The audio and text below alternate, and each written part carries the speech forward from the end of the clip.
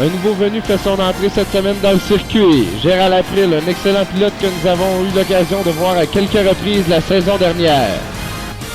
De Edmonton, QRRS vous présente la 5e étape de la série nord-américaine GT. Et pour la description, allons rejoindre Pierre Beaulieu. Merci Michel. Le classement se resserre. Seulement 11 points séparent la 3e et la 6e position. Une chaude lutte est à prévoir jusqu'en fin de saison. Et les voitures sont en piste et on roule sur le circuit d'Edmonton. Et dès le départ, Mike Provencher veut surprendre Louis Bélanger, mais il est incapable de garder le contrôle de son véhicule. Et Gérald April tente de rattraper Mike Provencher en 2e place. Mais une fausse manœuvre le fait déraper. Et Gérald regarde passer la parade. Il repartira en 8e position.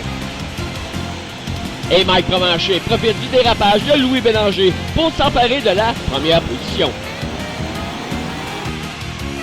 Et pour Louis qui multiplie les sorties de piste, on le voit ici incapable de garder le contrôle de son véhicule. Il se retrouve très loin de la piste. Il perd 2 autres positions. Et Fred Pilon, qui arrive à toute allure, est incapable de négocier le virage de l'épingle. Mais après un long détour, il réussit tout de même à retourner sur la piste. Mais passe bien près d'aboutir la voiture de Gracien Desberges. Et Fred Pilon nous démontre ici toute son habilité. Après avoir roulé quelques secondes sur 2 roues, il réussit à remettre sa voiture à plat et continuer la course. Et le virage de l'épingle aura joué des tours à plusieurs pilotes. Et c'est au tour de Bruno Champagne à faire un tête à queue. Mais heureusement pour Bruno, il ne perd aucune position. Et Gracien Desberges est surpris par le freinage de Louis Bélanger. Mais le numéro 15 est incapable de l'éviter. Mais Gracien, respectueux, redonne la position à M. Bélanger. Et au 16e tour, Fred Pilon vient s'écraser violemment contre le mur. Pour Fred, un arrêt au puits s'impose.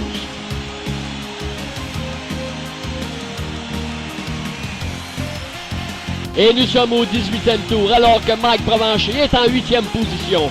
Mais il perd le contrôle de son bolide. Il effectue 2 360 degrés. Mais il réussit à replacer sa voiture sur la piste pour continuer l'épreuve. Et Bruno Champagne a eu la peur de sa vie lorsqu'il s'est retrouvé sur le toit au 18e tour. Il n'a subi aucune blessure, il a pu terminer la course avec sa voiture de remplacement. Et on a eu le droit à quelques bonnes batailles durant l'épreuve, dont celle-ci au 21e tour, avec Fred Pilon et Gracien Desberges. Pendant plusieurs tours, ils se sont échangés 5e position. Aucun des deux pilotes ne voulait s'en laisser imposer.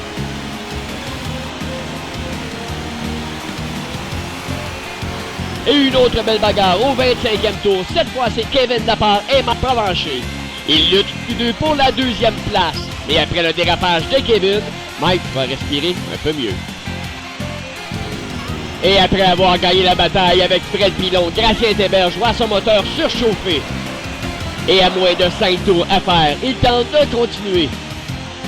Mais il devra finalement abandonner. Et c'est sans surprise que Robert Lévesque remporte sa 3e victoire de la saison.